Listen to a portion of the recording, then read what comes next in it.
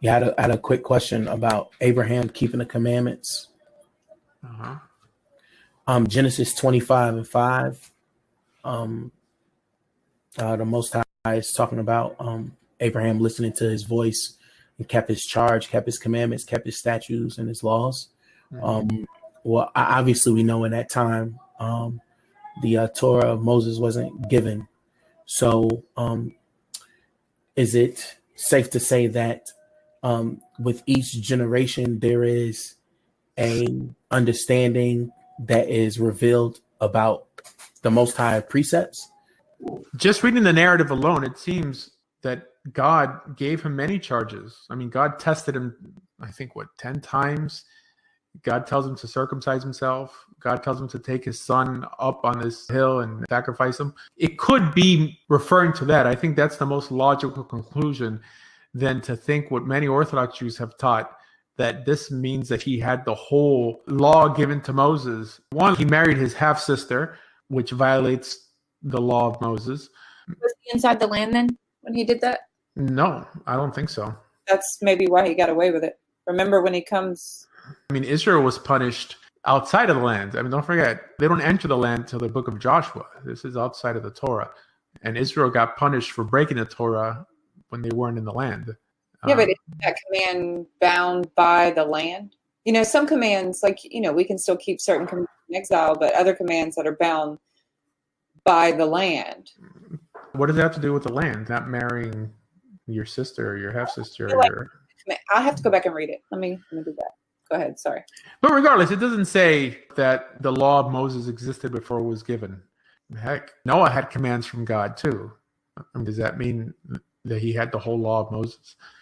Even the notion of unclean animals and clean animals could have been completely cultural. There are many things where the Egyptians also didn't eat fish that didn't have fins and scales.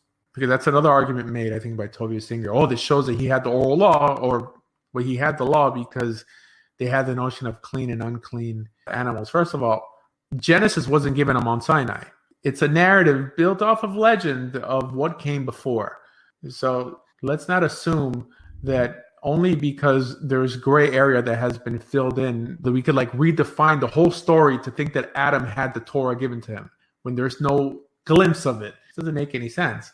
You know, so Jacob had the Torah. Well, of course they teach it because they teach now that Jacob learned in yeshiva. Of course, he was learning the 7 laws of Noah. So I guess they had that too. It's just silly. It's hard to present this to people who are not religious, who are looking for something rational to believe in. This could only convince someone who's already convinced. And this is why I rather not peddle that type of religion, because I don't want to deal with the people it attracts. I want to deal with people who are looking for an ethical outlet that makes sense. As much as it can make sense. The whole Torah doesn't make sense to me. Okay, but enough of it makes sense that I feel that if more people kept it, the world would improve. What I was saying was not the actual, like Abraham, I know from reading and following chronological order, Abraham may have not had the Torah, like the Torah of Moses.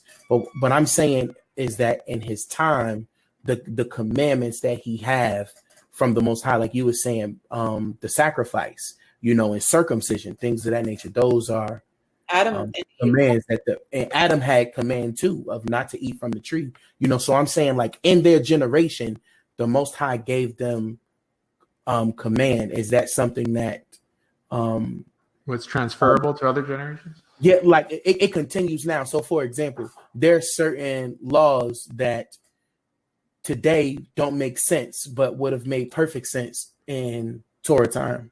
Right. Like it's as far as like the as far as like keeping them with certain things. Mm-hmm. So I'm just saying, like, is there a way to like expound on it to be able to understand it in the time that you're in? Maybe that's how I should have worded it. So the Rambam, when he wrote his Sefer HaMitzvot, his book of commandments, they said there were 14 shorashim, 14 guidelines that he used, or principles that he used to determine what's a commandment and what's not a commandment. One of those principles was that the command had to be given for all generations. So there's a lot of commands there that were given to one person that can't be listed as part of the 613 commandments because they don't apply today, like conquering Israel. The Rambam doesn't include that as a command because that was only a command for the Israelites when they were entering Israel and God told them to do so. But things like Shabbat, he says that you shall keep this for all your generations. So something given to Adam, for example, like be fruitful and multiply, is one that has been sort of misunderstood by the rabbis, in my opinion, because that's a command for all of humanity.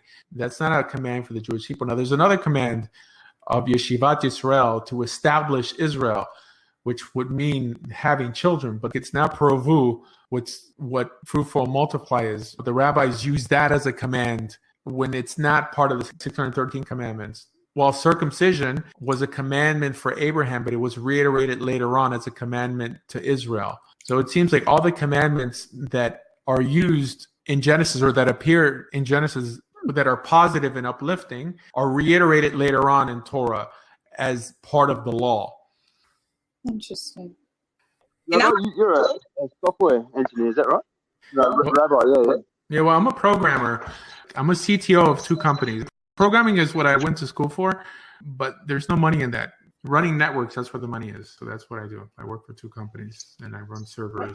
There's no money in being a rabbi either. I really have a packed day because I work. I work and then on my free time is when I make these videos. Now, I've been making them consistently since I think my earliest video on YouTube is 2006. Just little by little by little. The other rabbis on YouTube, I think they do this for a living. And this is why they're always fundraising. And I understand. These people got to eat. I'm kind of against people doing it because when you rely on people to pay your rent and everything like that, it sort of, I think, alters your message a little. Too scared to kind of piss people off. But I have complete freedom of the pulpit here. Yeah, I'm still here. How do you go about conversion? Like, how does that work? It's pretty clear cut on how to convert someone according to halakha, right? It's not complicated. It's very simple. It's like 1 chapter in Mishnah Torah, 1 chapter or 1 siman, or 1.5 simanim in Shulchan Aruch. It's like 1 page in the Talmud in Yevamot, and it all pretty much says the same thing. There's 3 things that someone needs to convert. It's called korban, milah, and tavila. So korban is a sacrifice. That we don't have temples nowadays. That we don't have a temple, so there can't be sacrifice.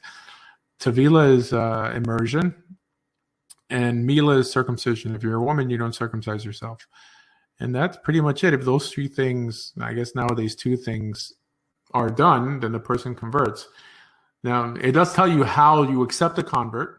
It gives you an overview. It doesn't tell you exactly what to tell them, but it seems like the conversion is done almost immediately because it says that the second time you speak to the convert, he's already standing in the water. That's not a 2-year conversion program. So if anyone who's allowed to be a witness, that's the only thing that would make a conversion invalid if the person's not allowed to be a witness. Now, the Mishnah gives an example. It says, like, someone who gambles can't be a witness. Someone who violates Shabbat can't be a witness. I can't remember the third one. But even the gambling is not understood as the gambling that's done nowadays. Not that I gamble, but I'm just saying this is how the rabbis teach it, that it's a different type of gambling. Technically, anyone who's Jewish could perform a conversion, but you don't have to be a rabbi to convert somebody. It says, Gimo hediotot. Hediotot are laymen, or simpletons. Some people translate it as. Some people think that a hediot is where they get the word idiot from, which just means like a simple person. So it says that 3 of those could perform a conversion, or really witness a conversion. It's the better phrase. That you don't perform a conversion, that you don't make a conversion. There's no such thing as a rabbi converting you. You really convert yourself. The people are just there to witness you going under the water. And I guess if you're circumcised before the conversion, to do what's called a hatafat dam brit. But that's also, it seems like there's a machloket if that's even needed, if the person's already circumcised. So if someone didn't have it, it would still be kosher.